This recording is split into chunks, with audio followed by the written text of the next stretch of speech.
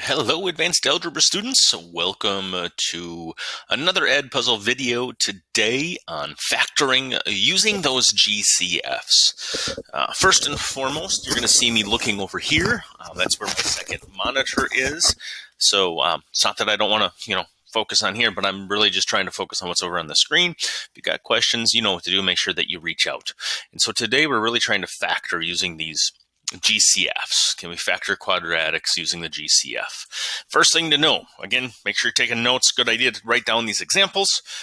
Greatest common factor, right? This is the greatest term that can be divided from all of the terms in a specific problem. Like, what can we actually take out of the problem? All right, we've got some examples, 3 different types of examples to look at. So this first one, what's the greatest common factor of 9, 27, and 36? Like, what's the highest number that would go into all of them evenly? Hopefully, you're able to say that the GCF would have been 9. Right? 9 can be divided by 9, that's 1. 27 can be divided by 9, that's 3. And 36 can be divided by 9, which is 4. So 9 is the greatest common factor. Well, what about when we have variables and exponents, right? What's the most that we could take out of each one? What's the most that we could remove? Now, this goes back to some of our properties of exponents. But what's the greatest common factor of x cubed, x to the 5th, and x to the 7th? The greatest common factor for variables is going to be the lowest one they all have in common. So in this case, the lowest one is going to be x to the 3rd. I could divide each one by n x to the 3rd and take x to the 3rd out. Now, the last one combines these two together. So as we combine them, we're really looking for what coefficient will go into 2, 8, and 18, and what's the smallest amount of variables, the x's, that we could take out of all of them. So we start with those coefficients, 2, 8, and 18, right? What number can we take out? Hopefully you can see there's a 2 that will go into all of them. Then what's the smallest amount, or what's the greatest amount of x's we can take out of all of them? It's typically the one that's got the least. I can take out an x squared from all of them if I needed to, right? Because that's got an x squared.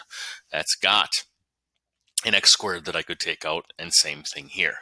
So that's the basis behind greatest common factors and understanding. What we're going to do is use that to factor, though, right? We're going to just strip some of that away so that we can try and figure out what the factors are. So here's 2 examples from quadratics, right? Factor completely. You'll notice the biggest thing that's different from our previous video is now we have numbers out in front of x squared, or x cubed even, right? We have values out in front, which makes it harder to factor unless we do something first. You should always look for GCF first, right? If you don't know that, write it down. No matter what we're doing, look for that GCF first. That will help simplify the problem into its smallest part, making factoring easier. So look for the GCF first. So let's go over here to this example. Okay, 3x squared minus 9x plus 15. Notice, not all of them have a variable, which is good. That means we can't factor out a variable. And so we're going to look for what's the GCF. What number will go into those 3 terms? There's a term, there's a term, there's a term. So what value goes into 3, 9, and 15? Hopefully you recognize that that's 3. Okay, and what we do is we put that GCF out front. Okay, we put that GCF out front, and then we're going to put a parentheses to show that we divided, or we took it out. And in a sense, we're dividing each one of these. Let me do this in a different color here. We're dividing each one of those terms by 3. And that's what's remaining for each term. So 3x squared divided by 3, that's going to be x squared. Negative 9x divided by 3 is negative 3x. And then 15 divided by 3 is a positive 5. That is our final answer when they ask us to factor completely. We've taken out the GCF, the greatest common factor, and we have then showed the other factor is what is remaining from those pieces. let's see if we can't try letter B. What do you think the GCF is over here? What's the GCF? Well, what number goes into all of them? The greatest number is 5. And do they all have an x? They certainly do. X cubed, x squared, and an x. So the smallest one is what I could take out of all of them. I could take out a 5x. So I'm going to put that out in front of my parentheses, 5x times whatever is remaining. And really what we're doing is we're dividing each term by that 5x to help us identify what the other factor remaining is. 5x cubed divided by 5x. Well, 5 divided by 5 is 1. I'm not going to write it down, but we could. X cubed over x, right? X cubed over x. That is going to be x squared. Remember, we learned way back in algebra to subtract 3 minus 1. Right? But basically, how many do they have up here? And it cancels with one of them down there. So we're left with an x squared out front. Right? And again, I could have put a 1. What's negative 10 divided by 5? That's negative 2. But let's look at the x's. X squared divided by an x leaves us with one more x. And then let's look at the last piece. 35x divided by 5x. That's going to be a positive 7. X divided by x goes away. They cancel each other out. So this is our finished factored form completely, by taking out the greatest common factor of 5x. Now, there's still one more step to this that I want to take a moment to show you, right? Sometimes when we do that first part of factoring by taking out the GCF, we may have something left to factor in the remaining factor. You'll see what I mean here in just a moment. Take a moment, pause the video, and see if you can identify what's the GCF and then what's the remaining second piece of the factor. What's the GCF and what's the other factor? All right, hopefully you found the GCF to be 7x. All right, because 7x will go into each one of those because they all have that x. 7's the greatest number. So I'm going to write it over here. 7x times, now we've got to figure out what is remaining. Divide this by 7x. 7 divided by 7 was a 1. X cubed divided by x is how we get the x squared.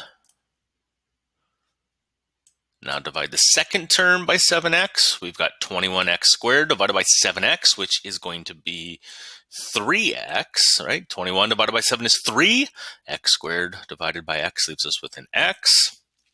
And then divide the last term by 7x. Right? Negative 28 divided by 7 is negative 4. X divided by x goes away. The x divided by x goes away.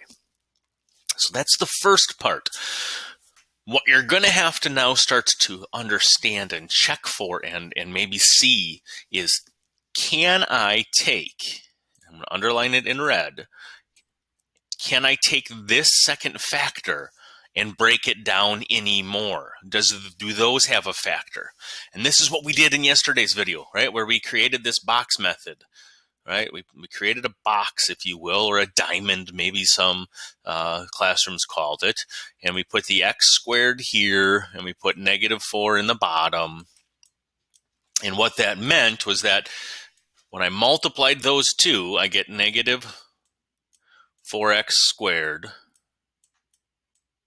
from multiplying, right? So the same goes for the other blank ones. They have to multiply to negative 4x squared, but at the same time, they're going to have to add up to, what's the middle term that's here? A 3x, right? A 3x. So how do I multiply to get negative 4, but add up to a positive 3? Well, that's going to be 4 times 1. And in order to get a negative 4, we're going to make the 1 negative to get positive 3. So one of these boxes is going to be a positive 4x. The other box is going to be negative 1x. Now, again, if you have questions on that process and how we're factoring that, you better make sure that you reach out, because the next lessons are going to be all about what happens when there's other numbers here and how do we work with this a little bit differently. Now, we got a factor. So I'm going to look at these two. What's the greatest common factor of 4x and negative 4? Positive 4, right? Positive because the box closest to it is 4. Go left to right on the top row. GCF of x squared and negative 1x, that's an x. So we've got an x and a positive 4. Greatest common factor of the first column of x squared and 4x, well, that's an x. And then greatest common factor of negative 1x and negative 4.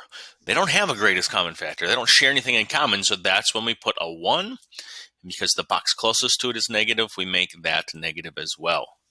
So this part that's underlined in red actually changes to x plus 4 times the quantity x minus 1. And what we can't forget is to bring down the greatest common factor that we already took out to begin with, right? So this one has 3 factors. 7x is a factor, x plus 4 is a factor, and x minus 1 is a factor, right? 3 factors there. And the trick is to just double check this. Now, why? Why does that become important? Well, this problem could actually have 3 answers, right? The goal behind factoring is to solve. So this one, if I had it equal to 0, we could have had 3 answers. We take the first factor and we set it equal to 0. And then we solve. X could have equaled 0. Or we take that second factor, x plus 4 equals 0. And we could have gotten x equals negative 4. Or we have one more possibility because we have a third factor. X minus 1 could have been equal to 0. Meaning x could have equaled 0. Right? So the goal behind factoring is to try and find those answers. And that's what we're going to keep working on all week now, is trying to factor so that we can find solutions.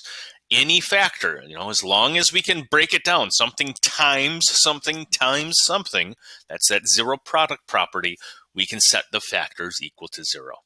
That's all we got for today. I hope you took notes. I hope you tried some of those practice problems. If you do have questions, please make sure that you reach out. Otherwise, until next time, everyone, stay safe.